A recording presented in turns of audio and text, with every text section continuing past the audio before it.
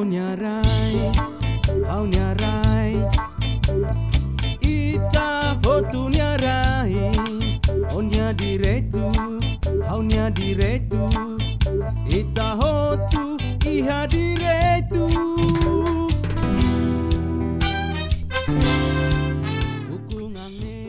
Since becoming an independent nation in 2002, Timor-Leste does not yet have a formal system for administering land rights. Today, the government of Timor-Leste is taking steps to gather and organise information on land. The Ita Nia Rai project, which translates as Our Land, was created with support from the United States Agency for International Development, USAID, to work with the Ministry of Justice through the National Directorate for Land, Property and Cadastral Services to create a comprehensive database about land ownership in the country. This database, called the National Property Cadastre, will manage information on land and provide a public record of claims to land ownership that will be used by the government as the basis for issuing land titles. Ita Nia Rai will begin collecting data in late 2008. This will be a transparent procedure that will record all land claims. Claimants can be individuals, family groups or communities, or legal entities such as local government or business.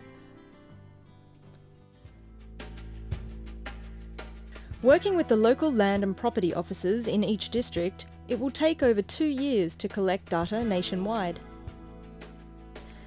Ita Nia Rai teams will visit each community and facilitate public meetings to familiarise people with the process and allow them to ask questions.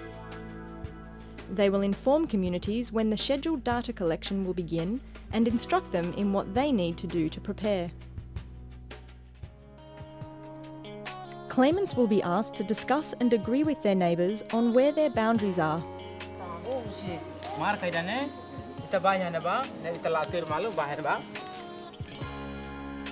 In cases where these boundaries are not yet visible, they will be asked to mark the boundary corners with readily available materials such as stones or pieces of wood. Participants will be encouraged to get agreement on all shared boundaries. When the team comes to collect information, they will ask each claimant or group to show them their boundaries together with their neighbours. The team will record the corners, measure the boundaries, and create a sketch of each land parcel.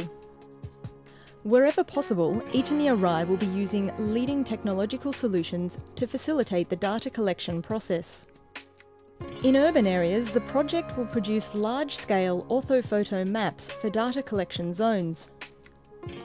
Using cutting-edge technology, the boundaries of each parcel will be recorded by a pen containing a tiny camera. When the pens are connected to a computer, they will transfer the information directly into a spatially referenced mapping program. The teams will collect personal identification information from each claimant and help them to make their claim. People will also have the option to have their photograph taken so that it can be saved in the database. Ita Nia Rai will promote women's participation in the process and wherever possible encourage women to be recognised as sole or joint claimants to land. The project is also working to ensure that traditional land sharing practices are respected.